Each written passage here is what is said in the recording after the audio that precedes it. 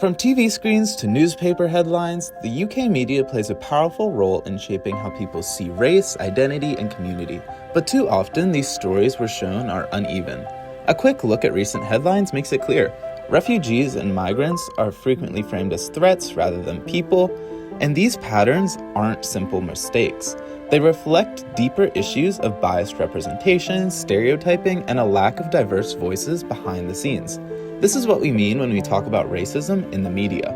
So today, we're asking the central question: how does racism in British media influence public perception, and what can be done to change it? The representation of people of color in UK media has always been a significant issue. In 2020, research showed that ethnic minorities were substantially underrepresented across the industry, particularly in senior and key influential roles. A report by the Reuters Institute found that out of the top 100 editors across major UK news outlets, only 6 were from non-white backgrounds and none were black. This lack of diversity at senior levels has a direct impact on the stories that we're told and how they're framed. For example, while making up 13% of the UK population, people from Black, Asian, and minority ethnic backgrounds only held 6% of senior management roles in television. The importance of representation extends far beyond simple numbers. It is crucial for incorporating different viewpoints and reflecting the true diversity of British society. When newsrooms and production teams lack a variety of voices, they risk presenting a narrow, monolithic perspective of the world. Diverse teams brings a wider range of life experiences, cultural understanding, and critical insights, which leads to a more nuanced, accurate, and relevant reporting. This enrichment of content helps audiences gain a fuller understanding of complex issues and helps foster a media landscape that speaks to and for all communities, rather than just a select few. Without adequate representation, news coverage can often fall back on harmful stereotypes and generalizations.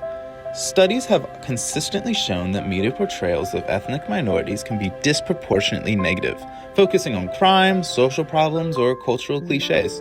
A 2016 study from Cardiff University revealed that Black people were more likely to be depicted in stories about crime more than any other context. This skewed narrative not only misinforms the public, but also reinforces prejudice and damages community relations, which has now led to a significant trust deficit between many minority communities and the UK media. The BBC calls itself the voice of the nation, but whose voices does it truly reflect? Many Black, Asian, and minority audiences say it still falls short, raising real questions about representation. Bias in coverage isn't always intentional, but it has real impact. Decisions about which stories are told and how communities are shown shape public understanding and can leave many people feeling unseen, which weakens trust in public broadcasting. To address this, the BBC needs stronger, more transparent action. Ofcom should regularly monitor racial bias in BBC News, and the BBC should publish yearly diversity and fairness audits, covering both on-screen representation and who makes editorial decisions. An independent review board should also assess racial representation and hold the BBC accountable. These steps would turn broad promises into measurable progress.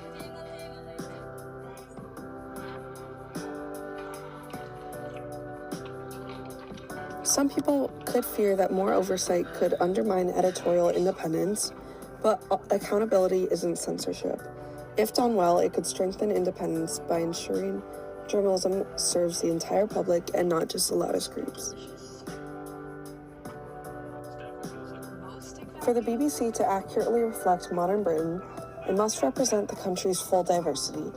Strengthening racial fairness is key to rebuilding trust, improving representation, and ensuring every community is accurately portrayed. Only then can the BBC claim to speak for the entire nation. Racist or biased media has serious consequences for both society and individuals. It doesn't just distort stories, it influences how people see entire groups and society functions. One major impact is that it reinforces harmful stereotypes about minority communities. When news stories constantly link certain ethnic groups with crime or cultural threat, audiences gradually begin to absorb these messages. For example, research shows that has real effect. A 2020 university study found that Muslims were linked to terrorism in almost 50% of UK press coverage, even though they make up less than 5% of the population. This type of framing helps to show fear and suspicion and discriminatory attitudes towards these people, leading to people being treated more dangerously, even if they're innocent, or other communities. Another serious effect is the way bias reporting can shape government policies, especially around immigration policies and national security. Media narratives often set the tone for public debate. For example, negative coverage of migration and asylum seekers have contributed to political pressure for stricter borders and control. According to the Migration Observatory, over 1/3 of asylum-related headlines in major UK newspapers use language such as flood, invasion, or even swarm. When the public sees migration framed as a threat, governments feel pressured and pushed to respond with harsher laws enforcement, and even when the real situation is more complex. Biased media also damages trust in journalism. For example, audiences who feel misrepresented or stereotyped often distance themselves from mainstream media outlets. This creates a divide between communities and institutions that are supposed to inform the public.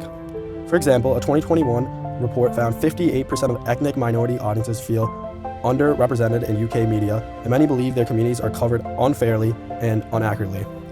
So this mistrust makes it harder for media to play its role for providing reliable information, holding power for demographics. So overall, the impact of racism and biased media isn't just about hurtful images, but it shapes how people are treated, how laws are made, and how communities view each other. It can help fuel for division, fear, and inequality all around the UK. When we look at race and representation in UK media, one of the biggest issues is who actually gets to shape the stories. Studies show that most senior journalists in the UK are still white, and less than 10% of newsreaders come from minority backgrounds. That means the perspectives in the newsroom often don't reflect the communities being reported on. A 2021 Ofcom report found that over half of ethnic minority audiences feel underrepresented or stereotyped in UK media. And it's not just about not seeing yourself. It's about how stories are framed, which voices are centered, which communities are only shown in negative context, and which topics get ignored completely. When the people behind the camera lack diversity, the storytelling becomes limited, even if it's unintentional. There's also a long-term pattern in UK media of associating certain groups with certain narratives. For example, Black communities being framed around crime or social issues, Muslim communities being framed around terrorism or cultural conflicts, or Southeast Asian characters being flattened into stereotypes. These patterns don't happen randomly. They reflect who has editorial power. And when these narratives repeat for decades, they shape how the public sees race in everyday life. You can actually see this play out in real time on social media. For example, I saw a TikTok recently where a guy asked people what they thought the worst neighborhood in London was, and almost everyone said the same answer. What is the worst neighbourhood in London? Brixton, absolutely. Worst London neighbourhood. I mean, people from the south are going to kill me, but like Brixton, I'd say Brixton. Why? It's just a little bit dodgy at night time. I'd probably say Brixton. I think it's Brixton. I've been there like one time. It's just a dirty area. It's just about the hygiene. When you look at the comments, people were saying things like, if you ask people with black or brown skin, you probably have a very different answer for very different reasons. Perspective is everything. Brixton is a predominantly black community with a rich cultural history. But decades of media framing it around crime and conflict have taught people to see it as unsafe before they've even ever been there. If you asked people who live in Brixton, especially black residents, you'd get a completely different picture. This is exactly how repeated media narratives shape public perception. People absorb these stereotypes without even realizing it. Despite these stereotypes, in recent years, there's been a shift. Independent digital platforms, TikTok creators, YouTube channels, and grassroots news outlets are giving people the chance to tell their own stories uncensored and without gatekeeping.